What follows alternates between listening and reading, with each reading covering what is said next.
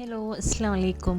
ഇന്ന് ഞാൻ ഉണ്ടാക്കുന്നത് നമ്മുടെ കണ്ണൂർ തലശ്ശേരി ഭാഗത്തെല്ലാം പണ്ടേ ഉള്ളൊരു കായ്ക്കറി എന്ന് പറയും. ഈ ബറാത്തിൻ്റെ ഒരു സ്പെഷ്യലാണിത്. ഭയങ്കര ഇഷ്ടമുള്ള നല്ല അടിപൊളി ടേസ്റ്റി ആയിട്ടുള്ളൊരു പായസമാണ്. കായ്ക്കറി എന്നാണ് പേരെങ്കിലും ഇത് പഴം കൊണ്ടുള്ള ഒരു പായസമാണ്. അപ്പോൾ അതെങ്ങനെ ഉണ്ടാക്കുന്നതെന്ന് നോക്കാം. അതിന് വേണ്ടിയിട്ട് ആദ്യം നമുക്ക് വേണ്ടുന്ന സാധനങ്ങളെല്ലാം ഒന്ന് സെറ്റാക്കി അടുത്ത് വെച്ചാൽ നമുക്ക് ഭയങ്കര ഈസി ആയിട്ട് ഇത് ഉണ്ടാക്കാം.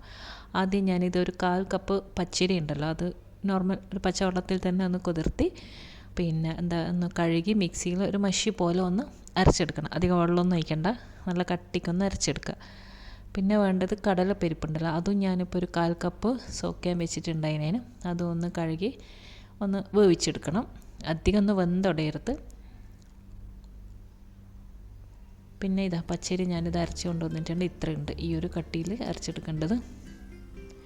പിന്നെ ബദാം, അത് നിങ്ങൾക്ക് ഓപ്ഷനിലാണ്, വേണമെങ്കിൽ ഇട്ടാൽ മതി. ഒരു കുറച്ചെടുത്തിട്ടൊന്ന് തൊലി കളഞ്ഞ് മഷി പോലെ ഒന്ന് അരച്ചെടുക്കുക. പിന്നെ 2 തേങ്ങ, 2 പാലെടുക്കണം, ഫസ്റ്റും സെക്കൻഡും, 1-ാം പാലും 2-ാം പാലും. തേങ്ങ അരക്കുമ്പോൾ ഒരു ഏലക്കായ് കൂടി അതിലിട്ട് കൊടുത്താൽ കുറച്ചുകൂടി നല്ലതായിരിക്കും.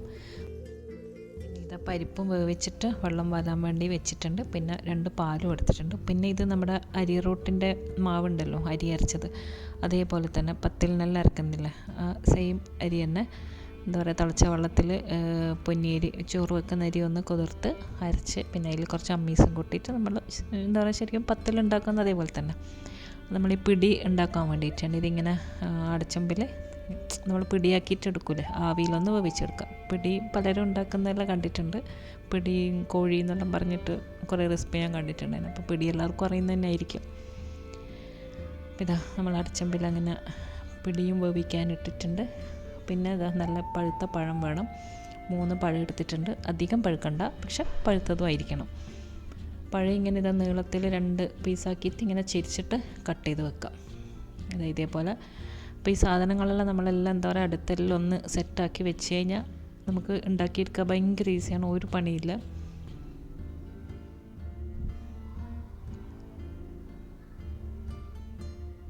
അപ്പോൾ എല്ലാം റെഡി ആയിട്ടുണ്ട്. പരിപ്പും പഴവും പിടിയും പാലും എല്ലാം. ഇനി നമുക്കിത് ഉണ്ടാക്കാൻ തുടങ്ങാം. അതിന് വേണ്ടിയിട്ട് നല്ല അടികട്ടിയുള്ള കുറച്ച് വലിയ ചെമ്പെണ്ണ എടുക്കുക. അതിലേക്ക് ആദ്യം 2-ാം പാൽ ഒഴിച്ച് കൊടുക്കാം. ഇത് ഇപ്പം ഞാൻ ഗ്യാസ് ഓണാക്കിയിട്ടില്ല. പിന്നെ എല്ലാം ഒന്ന് മിക്സ് ചെയ്തതിന് ശേഷം മാത്രം ഓണാക്കിയാൽ മതി. ഇനിയിപ്പോൾ ഈ പച്ചരി ഉണ്ടല്ലോ, അതും കൂടി ഇട്ടിട്ട് നന്നായിട്ടൊന്ന് ഇളക്കി മിക്സ് ചെയ്യുക. പിന്നെ നമ്മൾ അരച്ച് വെച്ചിട്ടുള്ള ബദാം നിങ്ങൾക്ക് അങ്ങനെ ഇടണമെന്ന് നിർബന്ധമൊന്നുമില്ല. അങ്ങനെ അതും ഇട്ടിട്ട് വീണ്ടും ഒന്ന് നന്നായിട്ടൊന്ന് മിക്സ് ചെയ്യാം. ഇപ്പം ഞാൻ ഇതിലോട്ട് ഇപ്പോൾ 1 കപ്പ് പഞ്ചസാരയും കൂടി ഇട്ട് കൊടുക്കുന്നുണ്ട്. ഇനി പിന്നെ നോക്കിയിട്ട് ആവശ്യത്തിനുള്ള മധുരം നിങ്ങൾ ഇട്ട് കൊടുക്കുക. അങ്ങനെ പഞ്ചസാര ഇട്ടതിന് ശേഷം എല്ലാം നന്നായിട്ടൊന്ന് ഇളക്കി മിക്സ് ചെയ്തതിന് ശേഷം മാത്രം ഗ്യാസ് ഓണാക്കാം. ഓണാക്കി കഴിഞ്ഞാൽ പിന്നെ ഒരു ചെറിയ തീയിൽ വെച്ചിട്ട് നമ്മൾ കൈവെക്കാണ്ട് ഇളക്കിക്കൊണ്ടിരിക്കണം. ഈ തേങ്ങാപ്പാലും പച്ചരിയും എല്ലാം ഒന്ന് കുക്കായും വേണം. അപ്പം അതിങ്ങനെ കുറുകുന്ന വരെ നമ്മൾ വെയിറ്റ് ചെയ്യണം.